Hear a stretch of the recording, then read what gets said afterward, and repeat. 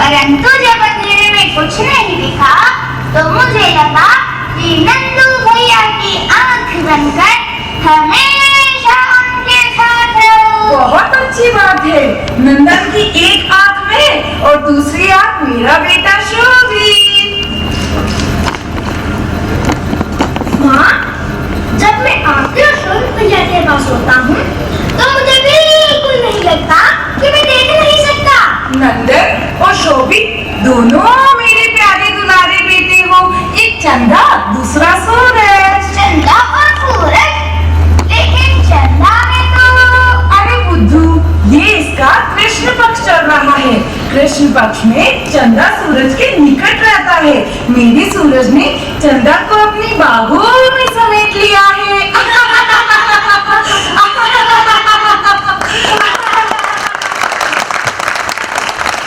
शहर के बड़े स्कूल में शोभित का दाखिला हो गया। सुनकर विश्वास नहीं होता। अरे लेकिन सच है, और चिट्ठी में भी साफ साफ लिखा है यहाँ से शहर तक बस की भी व्यवस्था है। लेकिन ये हुआ कैसे? अरे स्कूल के हेडमास्टर जी है ना, वो शोभित से बहुत खुश हैं। उन्होंने ही इसकी व्यवस्था की थी। ईश्वर की बड़ी कृपा। अब शोभित की जिंदगी बन जाएगी। हाँ, वो तो ठीक है, लेकिन अभी इसकी फीस माफ नहीं हुई है। फीस माफ क्यों नहीं हुई? पता नहीं। लेकिन हम इतने रुपए का इंतजाम कैसे करेंगे? शायद इसके लिए हमें पैसा लेना पड़ेगा। अरे इतने रुपए उधार हमें कौन देगा?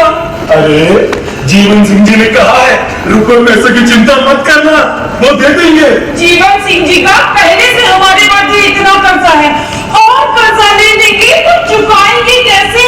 अरे पगली, एक बार शोभित पढ़ लिख कर अफसर बन जाए, फिर सारे दलितर दूर हो जाएंगे। सो तो ठीक, लेकिन शोभित की पढ़ाई में अभी 10 साल लगेंगे। तब तक हमारा गुजारा कैसे होगा? कैसे मुश्किल है। अब के पैसों के लिए बच्चे की जिंदगी बर्बाद होने दें। नहीं, ये भी ठीक नहीं। लेकिन जीवन सिंह जी ब्याज भी तो कस कर लेते हैं। शोभित की पढ़ाई खत्म होते होते उसके माथे पर भी भारी रकम चढ़ जाएगी। अरे तो और क्या उपाय है? अरे हाँ, याद आया, हमारी पड़ोसन है ना नंदा। हाँ तो वो कह रही थी सरकार अब जरूरतमंद होशियार बच्चों के लिए कर्जा देती है, और वो कर्जा पढ़ाई के बाद चुकाना होता है। लेकिन नंदा को कैसे पता? अरे उसका देवर शहर के इसी महल में भी नौकरी करता है। नंदा हमारी मदद जरूर करेगी। वो क्या करेगी? उसके हाथ में लेकर पैसा दिलवाना। सो तो नहीं है, लेकिन फॉर्म वगैरह भरने, जरूरत के कागजात समझाने के बारे में वो हमें बता सकता है।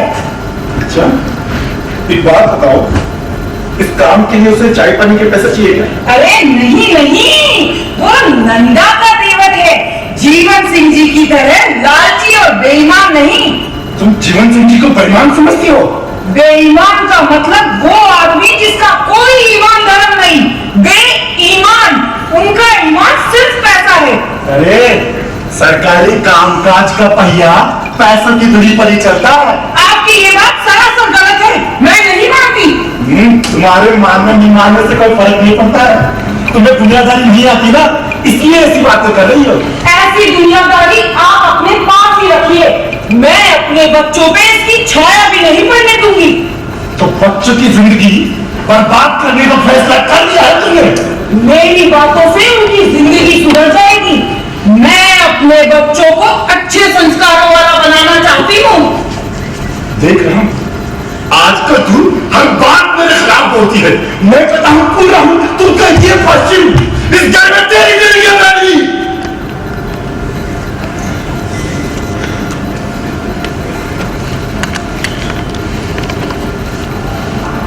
देखिए, बात का पतंगर मत बनाइए। बात सिर्फ ईमानदारी और बेईमानी की है। आपको बेईमानी का रास्ता पसंद है तो ठीक, कम से कम अपने बच्चों को उस रास्ते में मत ढकेलिए। तेरा मतलब है मैं बेईमान हूँ, मुझे बेईमान कहती है। भैया कहाँ हो? बोलो शामिद भैया, क्या बात है? देखो मेरे नए कपड़े कितने अच्छे हैं ना? हाँ हाँ, सचमुच बहुत अच्छे हैं। कहाँ से आए? स्कूल से। आज से मैं स्कूल जाऊंगा, पढ़ लिख कर विद्वान बन जाऊंगा। शोभित भैया, आप जो स्कूल से पढ़कर आए वो मुझे भी पढ़ा दिया करना, मैं भी पढ़ लिख कर विद्वान बन जाऊंगा। लेकिन आप मेरे साथ स्कूल क्यों नहीं चलते? हम साथ साथ पढ़ेंगे। नहीं भैया, तुम्हारा स्कूल मेरे तैयार बच्चों का है, मैं देख नहीं सकता ना, इसलिए मैं वहाँ नहीं पढ़ सकता। लेकिन सुन तो सकते हो, और फिर आपको याद भी बहुत जल्दी हो जाता है। चलो ना भैया। नहीं सुनती, आप जाओ। आप तो मेरे मन की बात दूसरे लोग नहीं समझते। क्यों नहीं समझते? माँ तो अच्छी तरह समझती है, वो पिताजी को भी समझा देंगी। आप मेरे छोटे भाई हो, यदि मैं स्कूल जा सकता हूँ तो आप क्यों नहीं? सिर्फ इसलिए कि मुझे दिखाई देता है और आप देख नहीं सकते। हाँ भैया, ये शायद मेरे पिछले जन्म के पापों का फल है। ये सच नहीं है। गलत कहते हैं लोग, वो नहीं जानते ईश्वर ने तुम्हें कितने सारे गुण दिए हैं जो उनके पास भी नहीं है। मेरी दुनिया अंधेरी है, जन्म से अंधेरी। नहीं बेटा, ईश्वर ने तेरे दिल में एक छोटा सा सूरज उगा रखा है जिसके प्रकाश से तू सारी दुनिया को देख सकता है। बस इतना सा करना है, उस सूरज पर छाए काले बादलों को हटाना है। हटाएगा ना? हाँ माँ, आप मुझे सिखा देना। भैया मैं हटा दूंगा उन काले काले बादलों के बाल पकड़कर जोर से खींच लूंगा। सारे काले बादल डर के भाग जाएंगे। आप बिल्कुल चिंता मत करो भैया। शोभे जल्दी आओ वरना देर हो जाएगी। अच्छा भैया, मैं चलता हूँ।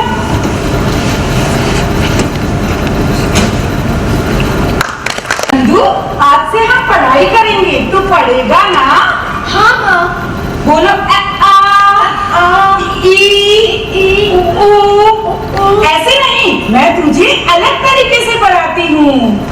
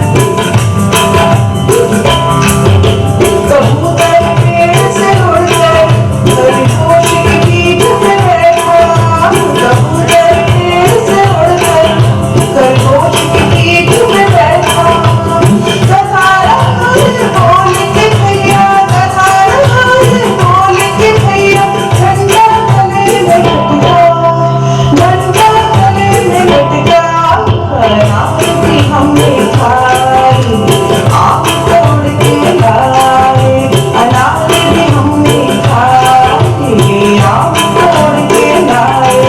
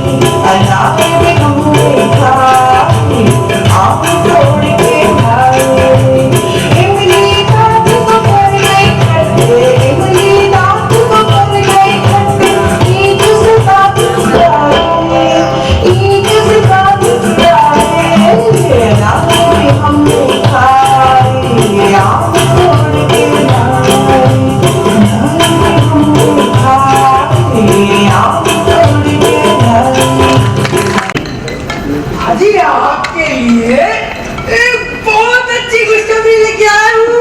अच्छा, वो क्या? जी आपका बड़ा बेटा है ना शोभित, हाँ तो वो सारे जिलों के विद्यालयों में सबसे ज्यादा नंबरों से पास हुआ है। बात अजी क्या बात? अजी अव्वल आया है, अव्वल। अच्छा, ये तो बहुत ही अच्छी खुशखबरी सुनाई। अजी एक और खबर है, वो क्या? इससे भी अच्छी। अच्छा, वो क्या? उसे सरकार की तरफ से वजीफा भी मिलेगा। वजीफा? वो क्या होता है जीवन सिंह जी? सरकार उसे आगे पढ़ने के लिए हर महीने 200 रुपए देगी। वो पैसे शोभित को स्कूल से दिए जाएंगे। वाह जीवन सिंह जी, ये खुशखबरी तो आपने बहुत ही अच्छी सुनाई है। अजी आपके बेटे ने तो हमारे गांव का नाम ऊंचा कर दिया। आपका बेटा बड़ा ही होनहार है, देखना बड़ा होकर बहुत बड़ा अफसर बनेगा। सब ईश्वर की कृपा। लेकिन उसकी माया देखी, उसका छोटा भाई नंदन बेचारा जिंदगी भर दुख पाएगा। क्यों भाई, तब क्यों पाएगा? अजी वो देख नहीं सकता ना, जन्म से ही अंधा है बेचारा। ओ हे भगवान, ये कैसा अन्याय है। एक बेटा इतना होशियार और एक जन्मान। क्यों भाई, नंदन को बिल्कुल दिखाई नहीं देता क्या? हाँ भैया, वो जन्म से ही ऐसा है, अपने काम भी खुद नहीं कर पाता। तो बड़ा होकर कैसे जिंदगी गुजारेगा? अरे 2 वक्त की रोटियों का भी मोहताज हो जाएगा। नहीं भैया, नहीं, ऐसा ना कहो। मेरे जीते जी मैं ऐसा कभी नहीं होने दूंगा। सो तो ठीक, लेकिन ये तो सोचो कि तुम्हारे बाद अगर शोभित की घरवाली ने उसकी सही देखभाल नहीं की तो क्या होगा? नहीं भैया, नहीं। अजी दाने दाने को तरस जाएगा और क्या? जी, ऐसा ना कहो, मेरा मन कांपता है। मन पर अंकुश रखो, यही मन तो अनर्थ कराता है। अगर अभी कोई सही फैसला नहीं लिया गया तो नंदन की जिंदगी तो बर्बाद होगी, तुम्हें भी जिंदगी भर तक चैन नसीब नहीं होगा। तो आप ही बताइए जीवन सिंह जी, मैं क्या करूं? भैया अगर मेरी मानो तो उसे किसी अनाथालय में भर्ती करवा दो। लेकिन अरे हाँ, एक अनाथालय वालों से मेरी जान पहचान भी है, जोड़ तोड़ बिठा के वहां भर्ती करवा सकता हूँ। लेकिन मेरे जीते जी आप उसे अनाथ कैसे बता सकते हैं? अरे ये तो मेरे लिए बहुत मामूली सी बात है। मैंने तो लोगों के बड़े बड़े काम कराए हैं। अरे तुम नहीं जानते, मेरे हाथ बहुत लंबे हैं। बस कुछ पैसे तो खर्च होंगे, बाकी सारा काम हो जाएगा। नहीं, आखिर है तो मेरा बेटा, अपने जीते जी उसे अनाथालय में भर्ती करो। नहीं बहन, ऐसा नहीं हो सकता। तो तुम क्या चाहते हो कि तुम्हारे बाप लंदन दरकत की भीख मांगता फिर? भिखारी बनाना चाहते हो अपने बेटे को? तो आप ही बताइए जेम्स सिंह जी, इन्हें क्या करूं? भैया, इसके अलावा और कोई चारा नहीं है। ठीक है जेम्स सिंह जी, जैसा आप उचित समझे। ये हुई ना बात। अब देखो मेरा कमाल। लंदन तो अनाथालय में भर्ती हुआ समझो। इधर आओ। एक बहुत अच्छी खबर है। क्या? शहर के एक अनाथालय में नंदन भर्ती हो जाएगा। अनाथालय में? ये क्या कह रहे हैं आप? अरे हाँ, वहाँ उसके खाने और रहने की भी व्यवस्था होगी। नंदन अनाथालय में भर्ती होगा? अरे वहाँ उसकी पढ़ाई की भी व्यवस्था होगी, उसकी जिंदगी बन जाएगी। मैं ऐसा कभी नहीं होने दूंगी। सुनो, मैंने बहुत सोच समझ कर फैसला लिया। अगर तुमने बीच में टांग बढ़ाई ना, तो मुझसे बुरा कोई नहीं होगा। अरे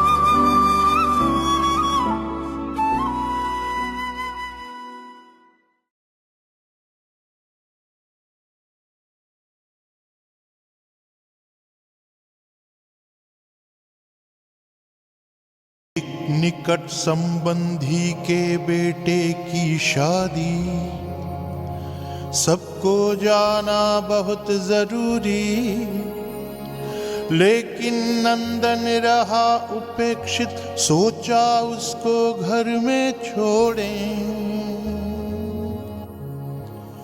माता ने समझाया लेकिन पिता न माना, लेकिन पिता न माना, लेकिन पिता न माना। सभी जरूरी चीजों की यूं करी व्यवस्था, 3 दिनों तक खाने की चीजों को रखा। पिता ने नंदन को कमरे में बंद कर दिया, मुख्य द्वार पर ताला उसने एक जड़ दिया।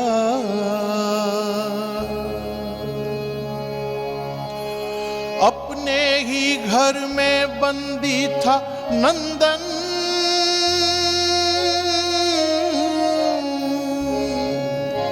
रोम रोम उसका करता था क्रंदन, रोम रोम उसका करता था क्रंदन, रोम रोम उसका करता था क्रंदन।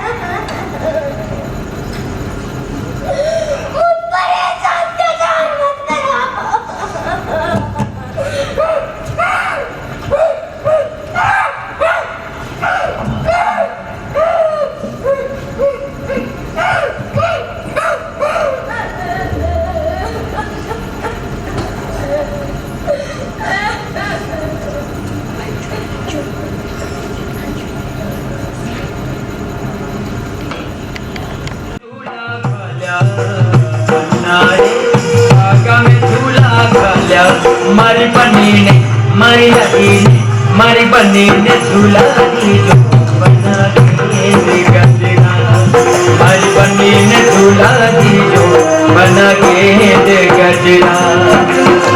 नारे जयपुरिया में जयो, नारे जयपुरिया में जयो, मारी बनी ने मारी लगी ने मारी बनी ने झूला दी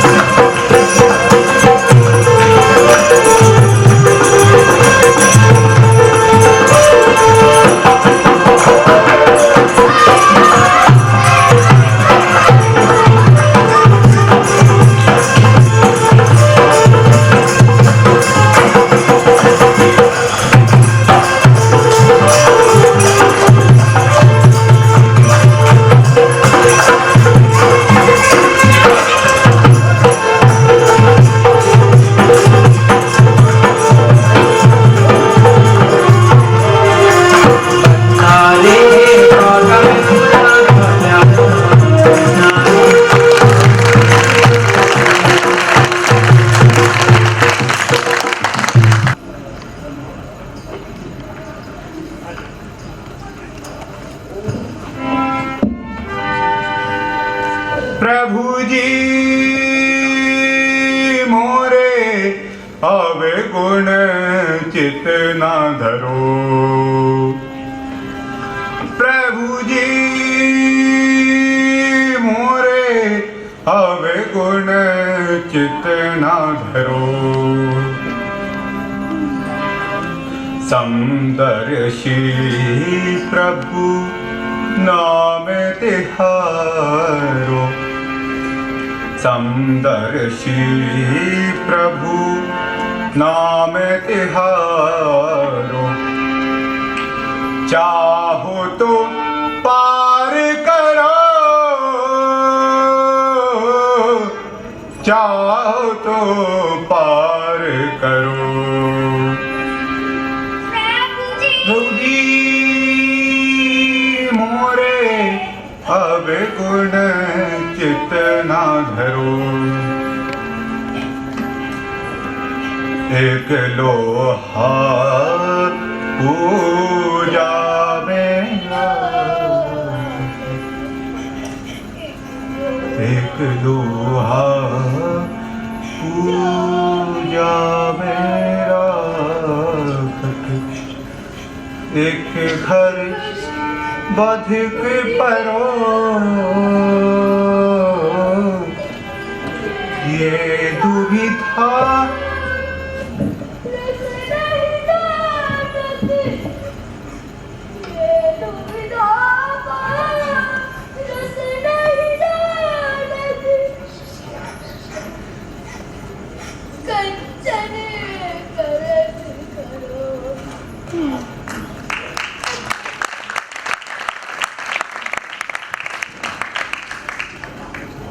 प्रभु जी मोरे अब गुण चित ना धरो, प्रभु जी मोरे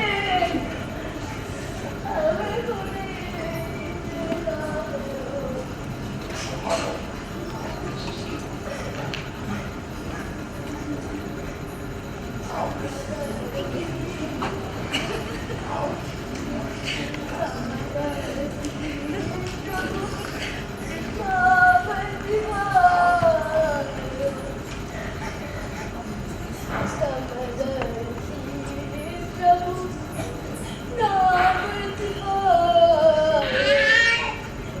चाहो तो पार करो,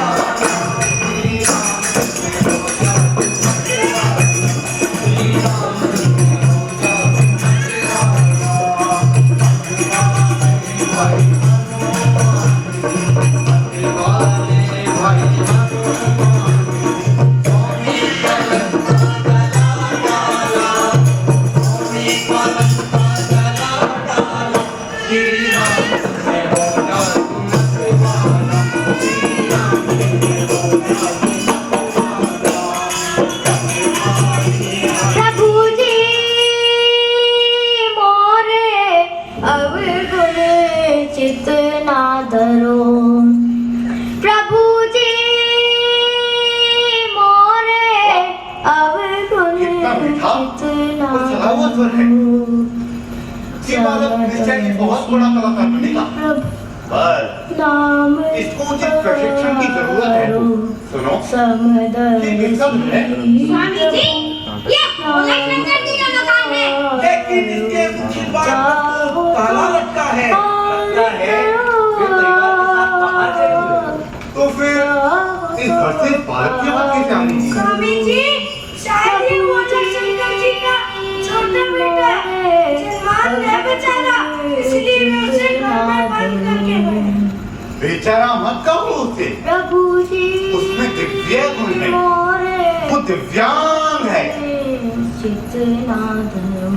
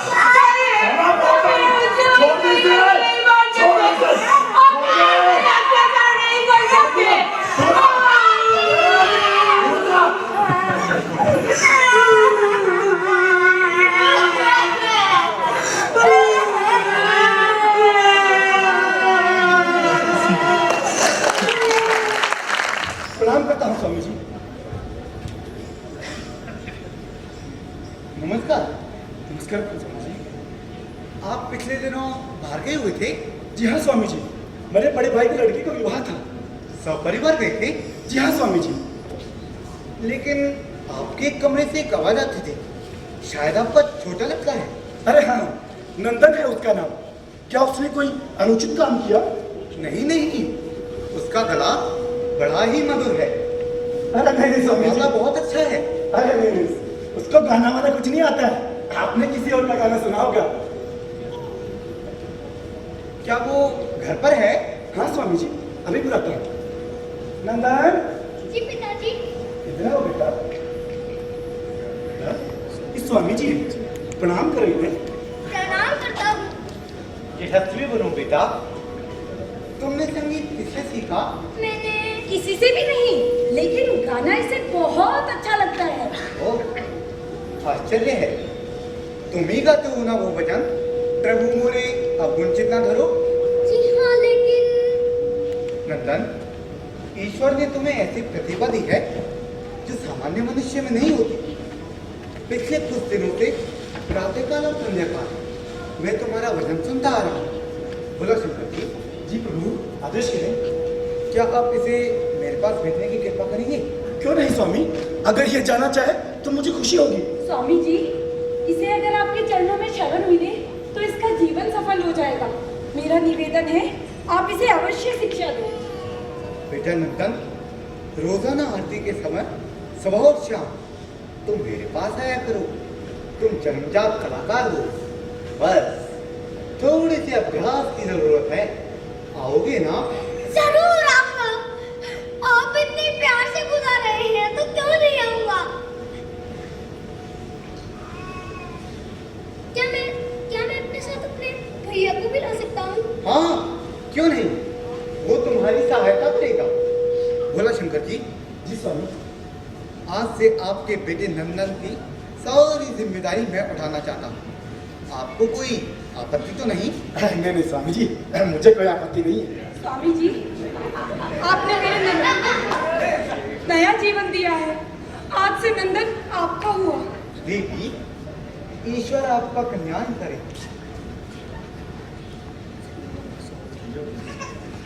स्वामी जी की जय।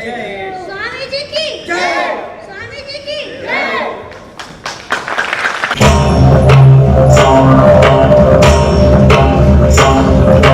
बस्ती के एक बड़े भवन में लगी अचानक आग। लगी अचानक आग। लगते फेरी जैसे सब कुछ हो जाएगा खाक। हो जाएगा खाक। अफरा तफरी मची, लोग भी आग बुझाने आए।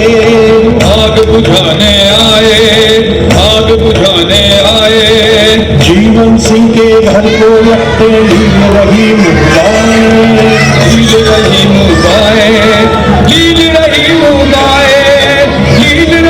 मुबाए।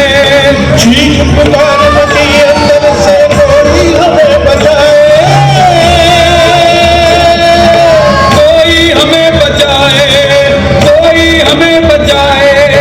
लेकिन आग भयंकर, कोई अंदर जाना पाए। अंदर जाना पाए। जीवन का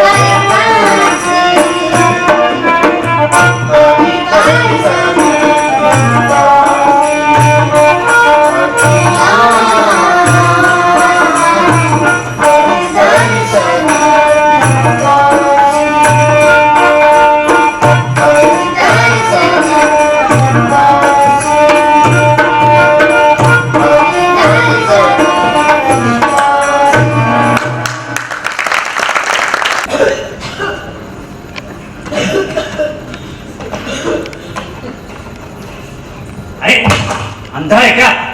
लेके नहीं चलता?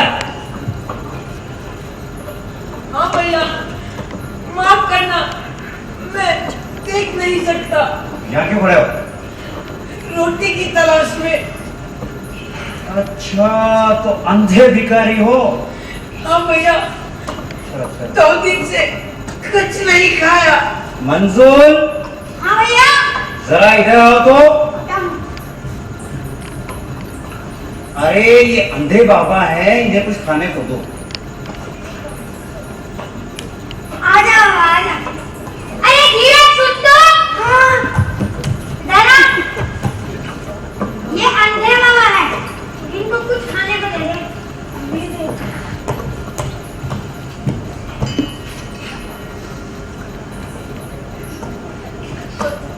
ये लो बाबा।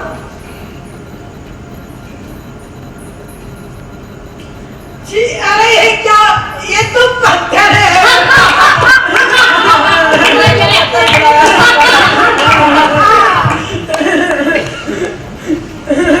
अरे बाबा, ये नालायक तो जन्म से शराबी है और इसके माँ बाप भी इसकी शरारतों से परेशान है।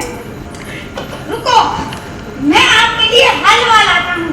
जीते रहो बेटा, ईश्वर तुम्हें हमेशा कुछ रखे। ये लो बाबा। जी, अरे क्या? ये तो गोबर है। हे भगवान, मुझे उठा ले, मैं अपने ही पापों का फल भोग रहा हूँ।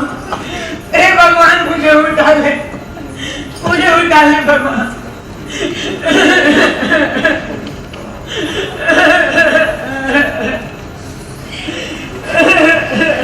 अरे ये क्या कर रहे हो तुम लोग? देखो हलवा खिलाई। किसी दिन रोटी का मजाक उड़ाते तुम लोगों को शर्म नहीं आती? यदि सोचो इनकी जगह तुम होते और ये तुम्हारा इसी तरह मजाक उड़ाते तो तुम्हें कैसा लगता? ये इंसानियत नहीं, हैवानियत है। बाबा, आपको क्या चाहिए? बस बेटा, प्यार के तो बोल। तेरी बातें सुनकर तो मेरी भूख ही मिट गई। क्या आप भूखे हैं? हाँ बेटा, लेकिन तुम्हारी आवाज कुछ जानी पहचानी सी लगती है। तुम शोभित हो क्या? भोला शंकर जी के बड़े बेटे? जी हाँ, लेकिन आप कौन? मेरा नाम जीवन सिंह है बेटा।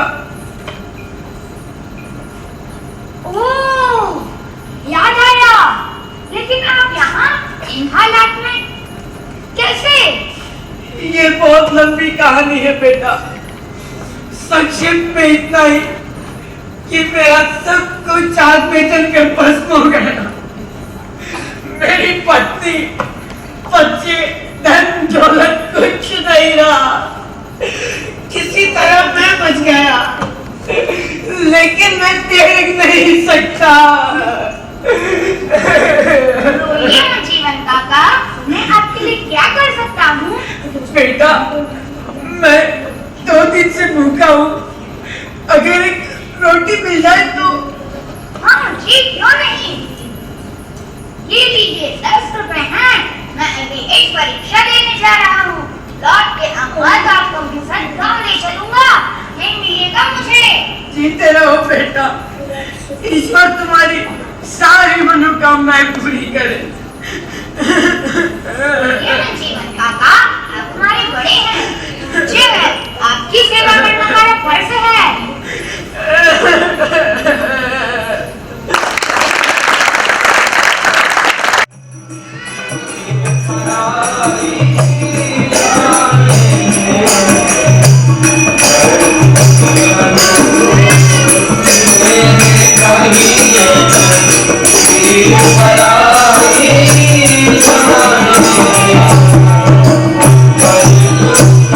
Hare